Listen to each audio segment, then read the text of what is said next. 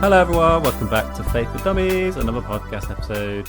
Hi Izzie. Hi Rob, welcome back. It's nice to have you back. We have recorded this intro so many times because we just make each other laugh, don't we? Yeah, we can't get the words out. Anyway, it's good to be back. I'm very glad to be back on the podcast, and I'm very grateful to Adele for stepping in. I did listen, I did edit it. It was good, wasn't it? Yeah, I love talking to Adele. It was a joy. But I am very glad to have you back because this podcast does not work without you, Rob. Well, we're in it together, aren't we? So, anyway, dummy moments. Do you have any for us this week? I mean, I just have lots of little dummy moments. I'm having one of those weeks. So, like on Saturday, I broke a wine glass while I was trying to wash it. I left my laptop charger at home and went to work with a completely dead laptop. I nearly got in the wrong car when I came out of the gym. I was like doing some budgeting for our wedding and I just completely missed off an entire meal that we were going to need to feed people. Like stuff like that where you think you're doing really well and then you're like, oh, I've forgotten something major. Yeah. Especially trying to get into the wrong car. That's not wise. Wouldn't recommend. Yeah, no, don't do that. But yeah, how about you? I cut my hand while trying to modify a guitar twice. Ouch. That was a bit silly. Ouch. And Adele even said to me, "Oh, we can't really do with an A&E trip tonight when the boys are at home in bed and they're sick." But yeah, and then did it when she was in bed. But thankfully, only little cuts. You waited till she went to bed and then you did it again. Well, yeah, yeah. Who knew that playing musical instruments was dangerous? I know. Yeah, it's don't have a comeback for that. Yeah. That's why I don't play any. That's why. Safety first. Do you have a dog? Do I have a dog? Yeah. I mean, my parents have a dog, but I don't personally have a dog. So that dog in the background, is that your microphone or mine? Can you hear that? Yeah. Okay, well, we'll leave this bit in and that'll be fine. People will know. No, that's the neighbour's dog. And basically it thinks that it owns the whole street. And so whenever somebody walks anywhere near their house, it starts barking. And it sounds really loud. And it's actually just a tiny little sausage dog. They have two tiny little sausage dogs, but they just feel like they rule the street. So there you go. Welcome to the sausage dog. Hey, yeah, cool. What is next? Oh, yes, I remember. Today's episode, we are going to be talking about pensions. That was a very bad in-joke between Rob and one of his friends. Yeah. And now I'm going to send it to them and they have to listen to the whole episode. Basically, Rob's friend said, I'm only going to listen to your podcast if you talk about pensions. So there we go. We've talked about them. And now they have to listen. And we want a comment and an Instagram follow and everything. Absolutely. I mean, if anyone does want us to talk about pensions, we're probably not the right people. But no. We could definitely chat about what we don't know about pensions. Yes, that's a good idea. Although Christians and money, well, that'd be a good one. That's true. Anyway, what is our episode about today, Rob? So I interviewed my good friend from uni, Heulwen, to talk about divorce in the family, and it's something that both her and I share with our parents in both different scenarios. We talk a little bit about that. We just hope that it's really helpful, really insightful, and yeah. Do we have anything else to say before we play the interview? I don't think so, but hopefully it will just be helpful for it's particularly how to be a Christian, how to keep trusting God. So I'm very excited for you guys to listen to this, and I really just hope it is helpful for some of you. So let's go to the interview. Thanks, Izzie, in the studio. I am joined here with my good friend. Why don't you introduce yourself for us, please? Hi, my name's Heulwen, and I am a youth worker in Nailsea. Cool. And how do we know each other? Oh, we go way back, don't we, Rob? We know each other from uni. Degree times, isn't it? Yeah, so when was that? That would have been 20... Oh, let's not go there. It shows how old we are. That's mad, that. Yeah. Let's move on from that one. But yeah, we've known each other since uni, haven't we? And we're good friends. You also...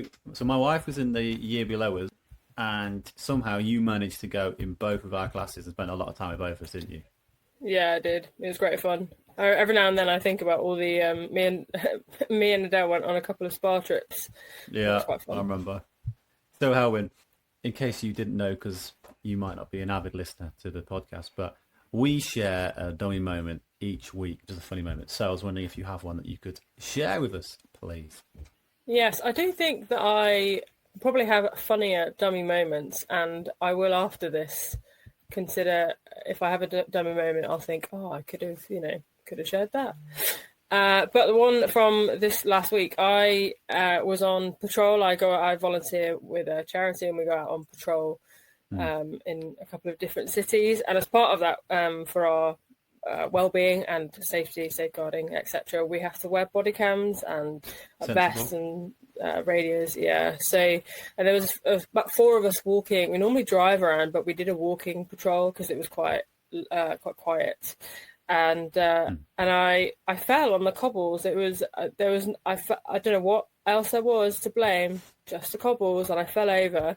Now, what's worth knowing is about these body cams is we only turn them on when we're interacting with the public, and if you turn them on, it kind of captures the last 2 minutes of content, if you will, of life, of recording, and then when I fell over, the two or three of the volunteers I was with came straight to my aid, but the other one, he turned and he just pointed his body camera at me, put the body camera on, and was like, 2 minute relay. And then that's all we could talk about all night. And so I felt like quite a dummy, really, because it was like almost something out of a film, really. I just did a bit of a tuck and roll. And so I've asked you before we started this whether you were prepared to message that friend or so-called friend and see if you can get that footage. I'll see him again actually on Saturday, so I might ask him if he's had a look. Cool. Yeah, and send it out of the way. If we have it, we'll put it on social media with your permission. Of course. So what's going on in your life at the moment, or how are you connected with youth work? Well, I've been connected with youth work since I was a wee young person myself. But I've been in Izzie for the last 7 years, which is bonkers to think that it's been that long. But yeah, so I'm connected with youth work just because that's been my job for the last 7 years, and that's what I studied to do. It's what I trained to do. It's what I believe God has called me to do. And until He calls me somewhere else, the church is stuck with me. Hey, lucky church, eh? So, this episode is all about divorce. Yay! How happy for us. So, specifically, parents, because this is maybe teenagers listen to this, or step-parents, divorcing while we're either little, children, teenagers, something you're going through or something you've been through. And we've invited you on the podcast because I'm aware about what your parents happened when you were younger, but also you are an experienced youth leader who has wisdom to share and just helpful things to say. So I'm very much looking forward to this. So perhaps maybe we can start by you telling us, please, about your family situation, like when you were younger. Yeah, so my parents actually didn't separate until I was in my teens, which I don't know if that's necessarily normal. I don't know what the norm is, to be honest. But yeah, they were together for 20-ish years. And then when I was 16, they separated, and it was a very, very long process to get to the divorce. I don't think they divorced actually officially until several years later, to be honest. So, sure. But they separated. So my dad moved out, and yeah, it was quite a messy process, a lot of hurt, and I had 4 brothers, and so it was quite a few of us in the house affected. One of my brothers moved in with my dad, and so yeah, it was just a very messy process. But that was when I was 16. Yeah, great. Thanks for sharing that. And for context too, my parents are also divorced, but that happened a lot later in life for me. So they separated when I was in my late 20s. So I've experienced it, but not as a teenager, but can relate to some things. Can you tell us a bit, perhaps then, how did it all feel at the time? Tricky, I would say. That's probably not the word I would have used at the time. Messy, like I said a minute ago. Yeah, it was very sort of when you're in that situation, especially because I was living with my mum, I only really heard her side, as it were, because there's always 2 sides to a story, I suppose, and not to say that, not to dramatise, my parents' separation, but there is always 2 sides, and everyone always has their own perception and their own understanding, which is, I can see that now. But at the time, I could only hear what my mum was saying to me, and I only sort of understood what she was saying. And so it was quite hard, I think quite hurtful as well, like not knowing sort of all the details and not being able to see my dad that much.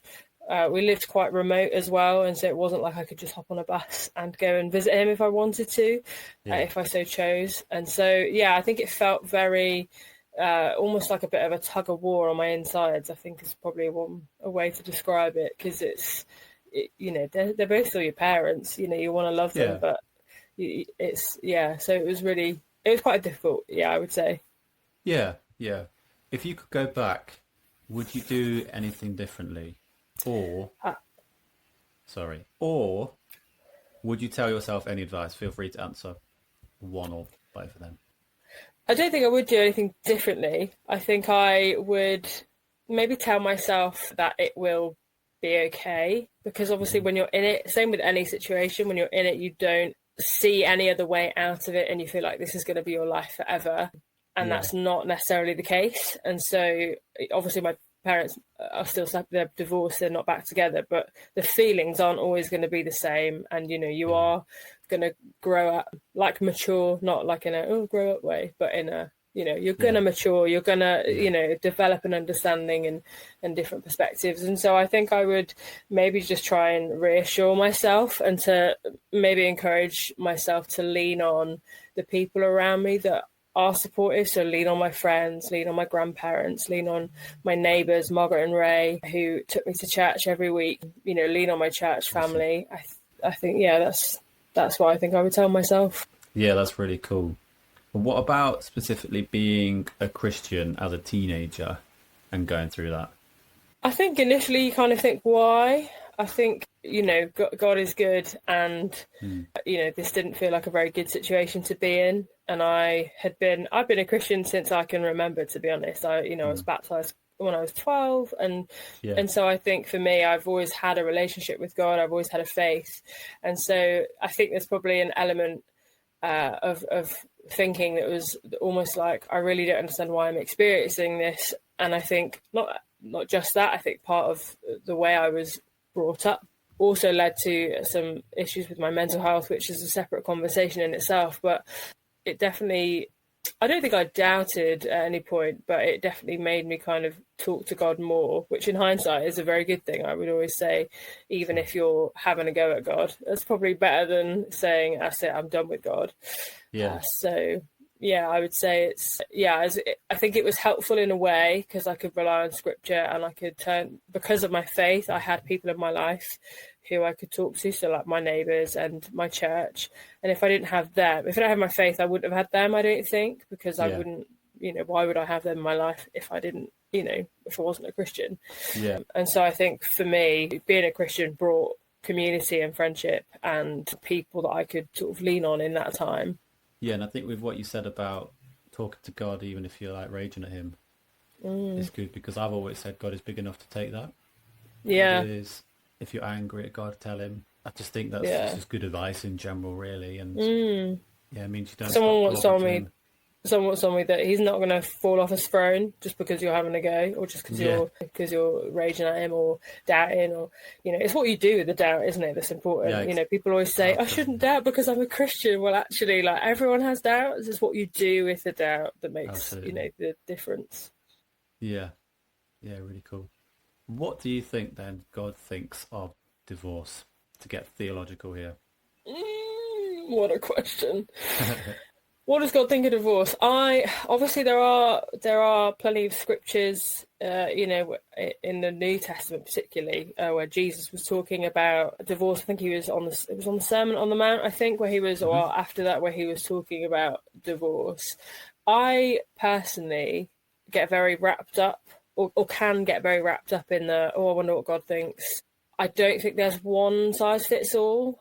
I think there are some people who are in really, really difficult marriages, potentially abusive marriages, potentially adulterous marriages. And I think, at that point, surely there's grace for that divorce to happen, if that makes sense. I don't know if I'm saying that right. But I do know there are some people who just kind of see it as like a bit of okay, well, we're not entirely happy. We don't really want to work on the marriage. We're going to get divorced. And I don't know necessarily where, if the rules, quote unquote, would apply in that situation. And so I don't know if I can necessarily answer that. I think there are situations where, divorce kind of makes sense, especially if someone's in danger. But yeah, I think I still wrestle that question. I think. And that's fine. I think we all do. Perhaps people who've gone through that, or parents have gone through that, can go through it. I think perhaps maybe people disagree with me, and that's okay. But culturally, I think the view on marriage has changed, and I think divorce can seem like an easy way out if you change your mind. Whereas my view of marriage is commit to this person that I'm marrying. For my vows were for better, for worse, for richer, for poorer. And it's interesting. Perhaps maybe culturally, would people have got married if they had realised that's what it meant, or if that's what they thought it meant to them? And I suppose only they can answer that. But yeah, sometimes divorce can seem like an easy way out because things are a bit stale, or they've been with the same person for a long time and they're bored or whatever. So yeah, and I think it also, I suppose, it doesn't entirely relate to the question, but for my parents, I remember them saying when we were younger that they were never going to get divorced. So it really kind of took us by surprise when that eventually happened. Yeah, it's just really interesting that for some people it's not even on their radar. And so actually, I think it's just very circumstantial, isn't it, I suppose? Yeah, my parents said the same thing as well. But that's not to worry listeners if your parents say that. But it is interesting. The thing I've also realised is it's like a breakup in a relationship perhaps as well. If one person wants to break up, it's broken up. Divorce or breaking up is not really... It can be, but it's not always a mutual thing. There might be someone who wants to still stay committed to the marriage, still wants to be married, but they're kind of being forced into this situation because that's the nature of it, really. So what scripture helps you out or helped you out as a teenager? I don't know about what helped me as a teenager. I can't remember. I know my neighbours used to be really helpful with going through Bible verses with me and doing Bible studies. But I know that just generally having scripture was probably quite helpful. But I think at the moment, or in hindsight, after the fact, I've relied on Romans 8:28 quite a lot. And that is... and that verse is that we know that in all things God works for the good of those who love him, who've been called according to his purpose. And I really feel like that almost says, for me, I feel like that speaks in the sense that might not be good, but God can work in all of those things. And I've witnessed that, and I've experienced that, in that I can support young people who I work with on a more compassionate and empathetic level because of what I've experienced. And so I think that for me is definitely a passage that has stuck with me. Yeah, great. Thank you for sharing that. So as you're a youth leader for a church, a very cool job, I must say. When you see young people in your youth group or your community, whatever, who are going through the same thing, going through something similar, is there anything particular that you would do to help them or whatever? I think listening is really important for some young people whose parents are separating or divorced or divorcing. There's obviously a lack of consistency there. Some of them might be switching from house to house. They may or may not have a set sort of rota of who they see when. They might have one parent they don't see, and so having that consistent person that they can talk to is really helpful. So I go into school once a week and support some of our young people pastorally, and for them I know, and I've been told that just giving them that 20 to 30 minutes is so helpful for them, because they don't have anyone else in their life that they feel that they can necessarily speak to consistently in that way. And so, just listening really is probably the most important thing, and giving them space to talk. Yeah, great. I think sometimes we can feel perhaps a bit too British, a bit too awkward about, their parents are going through a divorce. I therefore should not ever talk about it. When actually, a lot of people are okay to talk about things. And if you just ask them, perhaps if you're a bit nervous, you can give them an option to not answer it if they don't feel up for it. Gives them an easy way out. But when I'm going through tough time, I'm an external processor. I like to talk about it. So yeah, and normalizing it as well is quite helpful. So, even just asking, oh, where are you at this weekend? Depending on obviously how you know them. But I would, when I first meet with a young person, even if I don't know their situation, I would always ask them, I'll draw an outline of a house and say, who do you live with? And then I'll draw a little house and say, is there another house you spend time at? And so that way I kind of get a picture of where they're at. And then we kind of talk about, oh, okay, which house are you at this weekend? Or, where are you going? And, just normalizing that in conversation and being aware that that's actually a reality for a lot of young people. Yeah. That's really cool. What can people listening to this podcast who are not familiar with parents that are divorced, but who have friends going through that, what advice can you give to them to look out for their friends and do to help, really? I think it's coming back to that, being a safe space for someone to be able to talk to, check in with them. If they don't want to talk about it, that's okay, but just giving them the opportunity to say how they're doing and maybe asking them a second time. I find that second time is always really helpful. So you say, oh, how you doing? Oh, yeah, I'm all right, yeah. And then you sit down with them. Okay, and how are you doing? How's this week going? And giving them that opportunity to maybe be a bit more honest with how they're feeling. Offering them, if you can, to, invite them over for dinner, talk to your parents, your own parents about them, and seeing if they can come in and be part of your family unit. Not obviously replacing a family. Community, there we go. Yeah. It's witnessing other marriages and other families for people to be involved in, really. It's all good. Yeah. Thanks for everything you said so far. Is there anything else before we just wrap up that you'd like to share that you think would help our listeners? You're not alone. That sounds very cliche, and everyone says that, but it's so true. Especially now as an adult looking back, it's easy to feel alone and feel isolated, and to feel like no one understands, and no one's ever going to know exactly how you're feeling. But there are enough people in your life who will want to support you. Your school will be hopefully willing to help and support you. Find someone like a trusted adult in the school that you feel that you could talk to. It's just communicating. It's so important to talk about what's going on and just finding an outlet. I think that's really, really helpful, really important. Yeah, and I think it's all really helpful just for you to be aware of if you want to, as a Christian, if you want to get married and know how to do things, think about what not to do. I mean, if you're listening, you're a teenager, you might think, well, that's a bit extreme. But I think I saw things even from my parents' marriage growing up that I thought, oh, I want to do that differently. And not to insult my parents' marriage at the time at all, but just to kind of think about how I wanted to do it and how I want to have God in my relationship, in my marriage. Also, something perhaps I would say is, if your parents are divorcing or separated, is there any practical help that you can get, any practical tips about things about maybe living in two houses and making sure that you've got the right things? And is there people that you can talk to about asking them about, oh, how do you balance going to school from this parent's house when actually all the other week you're in there and you haven't got everything you need? Just kind of simple things like that. That's all that I would say. I say this a lot, but reach out if you know me personally, if you know Heulwen personally, if you know Izzie personally. We might not be able to understand every single situation or scenario, but we would really love to help. It's kind of our job, and you are really not alone. I think it's about half of marriages end up in divorce, whether that's as a teenager, as a child, or before you were born, or as an adult even. So it's all different. All your feelings are valid.